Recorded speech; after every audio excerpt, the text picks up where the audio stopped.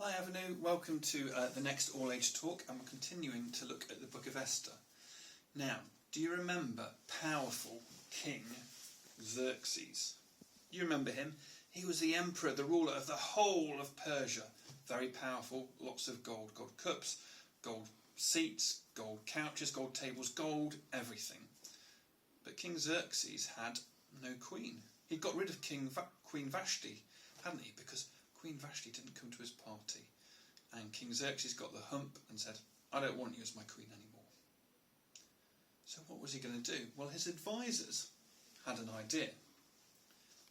Let's find all the beautiful young women across all of the realms, they said to King Xerxes, and let's bring them here to the city Susa, and then you can see each of them and you can choose the one you like the best to be your queen. Now, King Xerxes, he thought this was an excellent idea.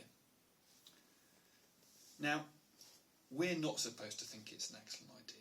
This is not supposed to be a way that we're supposed to think is good to treat women.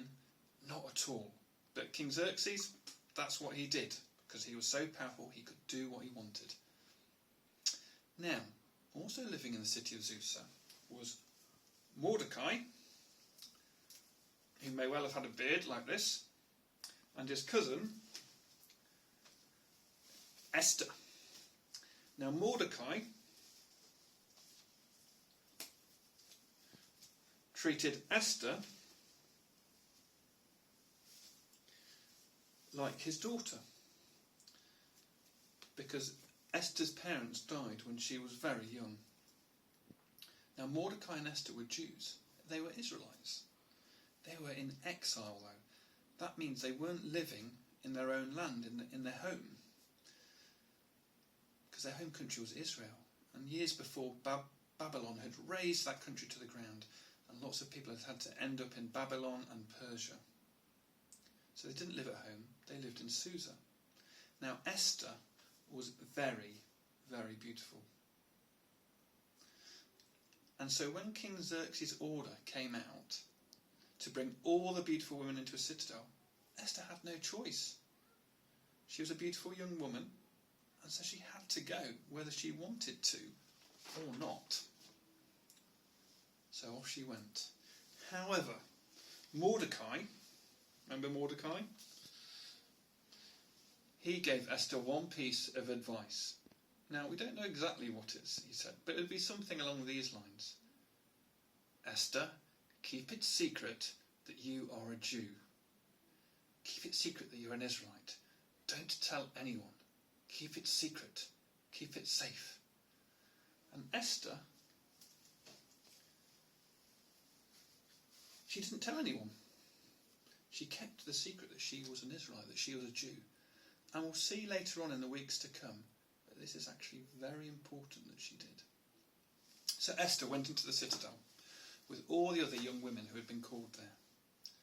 But the thing is, not only was Esther beautiful, but it seems she had something else about her. People just really liked her. Not just because she was beautiful, because I guess she was good and nice and treated other people well. We don't know exactly why, but it wasn't just because she was beautiful. People thought she was great. Now, meanwhile, King Xerxes, he'd been meeting lots of the young women, and he didn't like any of them enough to be his queen. No, he would say, no, and so on. But what about Esther? Well, after 1 year, and listen carefully to this, after 1 year of beauty treatments, yep, you heard me right, 1 year of being perfumed, makeup put on and all that sort of stuff, 1 whole year of that happening, the time came for her to meet King Xerxes.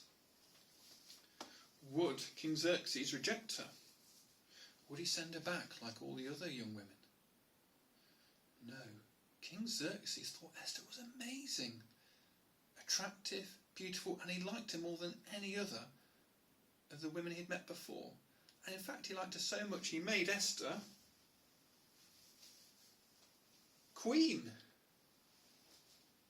Esther became queen. Esther, in exile from Israel, a refugee, was now queen of Persia. And there was a big party, there was food everywhere, a day of holiday, lots of gifts went out to celebrate. Esther had become the queen of Persia. So what are we supposed to think?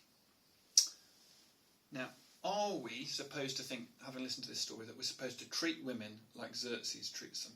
No, definitely not at all. That would be horrible. And actually it's even worse than I've described. Are we supposed to spend a year making ourselves look beautiful before we meet someone? No, not at all. Are we supposed to think that physical beauty matters more than anything else? No, not at all. Although there's nothing wrong with being physically beautiful. What is it we're supposed to think? Well, I think it's something along these lines. See, against all the odds, Esther became queen. Now, yes, she was beautiful, and yes, she seemed to have been nice. But even so, it would have been so unlikely that someone like Esther would have become queen. But yet she did become queen. And so we can draw the conclusion that God meant for Esther to become queen. And that's an encouraging thought, is it not? That God meant for Esther to become queen. You see, God had plans for Esther and for his people. And to achieve those plans, he needed Esther to be queen, to be in that position. And that's ultimately why Esther became queen, because God wanted it so. See, God will always achieve what he sets out to do. Now we're going to see over the next few weeks how God does that, and how Esther being queen really makes a difference.